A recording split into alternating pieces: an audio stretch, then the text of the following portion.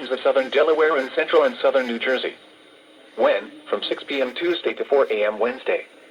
Impacts: damaging winds will blow down trees and power lines. Widespread power outages are expected. Travel will be difficult, especially for high-profile vehicles. People should avoid being outside around trees. Use caution if you must drive.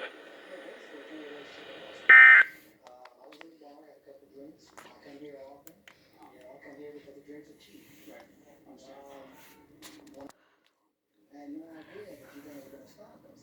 Okay. Now, this person came up to me, we were talking, they asked for a ride, I said, no problem. Okay. All right, how are you going? Because I have a ways to drive. Sure. And you look like you just got off work. So. Actually, I did. Yeah. Very tired. Huh. I believe it. So, pretty much, like I said, it's more of a thing where trying to be a nice guy, sometimes you get caught up in crap. I've seen it 1,000 times. I know what you're talking about. But I had no idea.